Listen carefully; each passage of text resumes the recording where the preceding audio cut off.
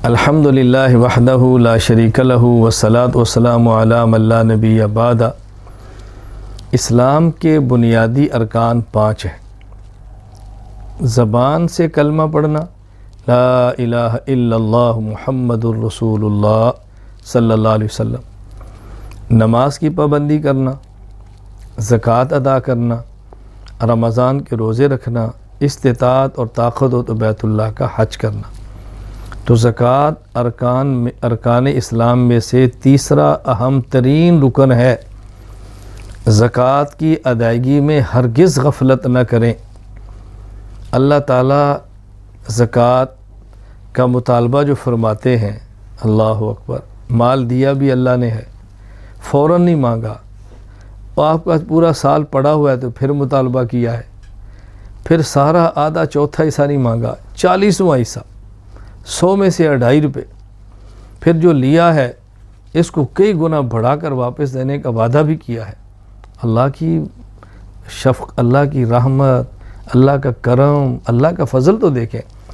زکوٰۃ کو بوجھ نہ سمجھیں، بس زکوٰۃ ادا کرنی ہے، دل نہ مانے تب بھی کرنی ہے، شیطان 1000 بار بہکائے تب بھی کرنی ہے، لیکن زکوٰۃ کے مسائل کو سمجھنا بہت ضروری ہے کہ زکوٰۃ کی ادائیگی میں غفلت ہو، یہ بھی جرم ہے، اور کہ زکوٰۃ ادا کرتے وقت شریعت کے مطابق ادا نہ کی تو بھی نقصان اور خسارہ ہے۔ ایک بات تو یہ سمجھیں کہ زکوٰۃ کس مال پر ہے، زکوٰۃ کا نصاب کیا ہے۔ سونا یا چاندی، نقدی پیسے، مال تجارت، یہ بنیاد ہے اس دور میں جو عام طور پر لوگوں کے سامنے چیزیں پیش آ رہی ہیں۔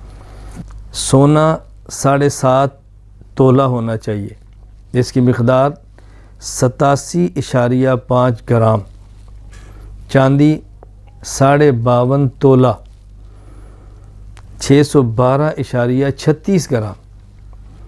یا تو اتنا سونا یا چاندی ہو، یا ان میں سے کسی ایک کے برابر پیسے ہوں، یا ان میں سے کسی ایک کے برابر مال تجارت ہو، یا کچھ چاندی ہے، کچھ سونا ہے، کچھ پیسے ہیں، کچھ مال تجارت ہے، یا کچھ سونا ہے، کچھ چاندی ہے، کچھ نقدی مال ہے، یا کچھ نقدی مال ہے، کچھ مال تجارت ہے، یعنی سب کا تھوڑا تھوڑا ہے، 3 کا تھوڑا تھوڑا ہے، 2 کا تھوڑا تھوڑا ہے، یا صرف 1 ہے، اور 52.5 تولہ چاندی کے پیسوں کے برابر ہو جائے تو یہ زکوٰۃ کا نصاب ہے۔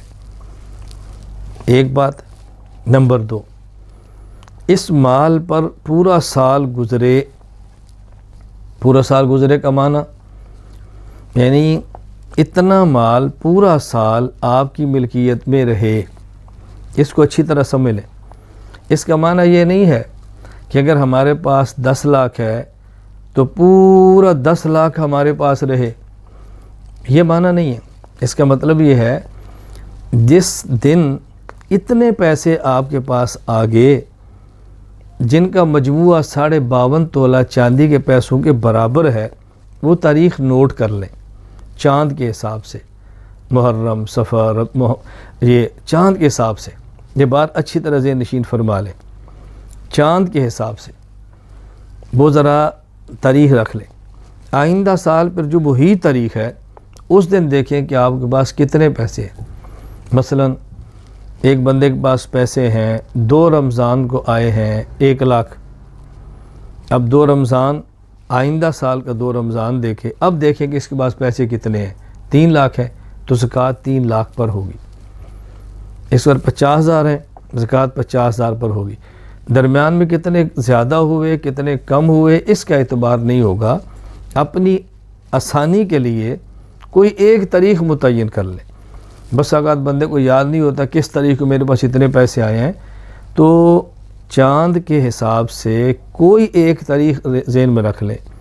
عام طور پہ لوگ رمضان میں زکوٰۃ ادا کرتے ہیں کہ اس میں اجر زیادہ ملتا ہے، کوئی حرج نہیں، رمضان کی تاریخ متعین کر لیں، لیکن یہ بھی ذہن نشین فرما لیں بس اوقات ہم نے رمضان کی تاریخ رکھی ہے اور کوئی ایمرجنسی مستحق ایسا آ گیا ہے جو رمضان سے پہلے ہے یا بعد میں ہے، تو اس کو ادا کریں، اس کی انتظار نہ کریں رمضان آئے گا تو اجر زیادہ ملے گا، ضرورت مند کی ضرورت پوری کرنا یہ رمضان کے اجر سے بھی زیادہ ہے، اس کا ذرا خیال فرما لیں۔ بہرحال نمبر 1 نصاب پورا ہو، نمبر 2 سال گزرے، نمبر 3 جس پر زکوٰۃ فرض ہے مسلمان ہو، کافر پر زکوٰۃ نہیں، نمبر 2 عقل مند ہو، بیوقوف پر نہیں ہے، نمبر 3 بالغ ہو، نابالغ کے مال پر زکوٰۃ فرض نہیں ہے، اور باقی میں نے بتا دی کہ صاحب نصاب بھی ہو اور مال بھی ہو۔ تو یہ 5 شرطیں موجود ہوں تو بندے پر زکوٰۃ فرض ہوتی ہے۔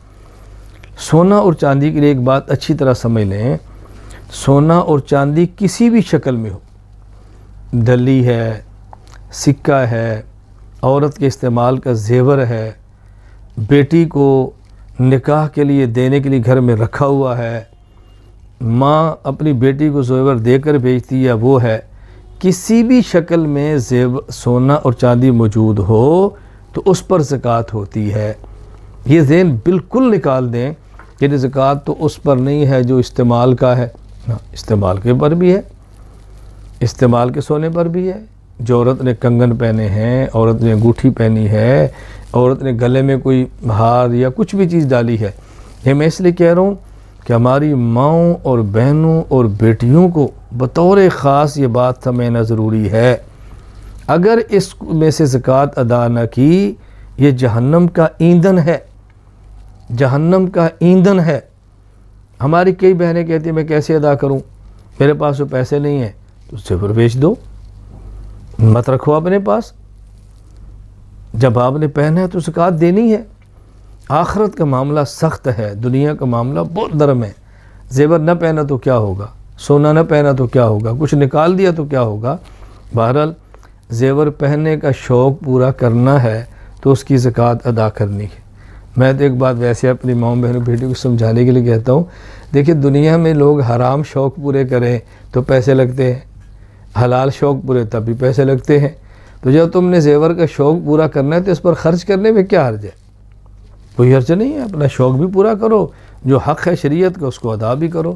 بہرحال زکوٰۃ کی ادائیگی کا بہت زیادہ اہتمام فرمائیں۔ وآخر دعوانا ان الحمد للہ رب العالمین۔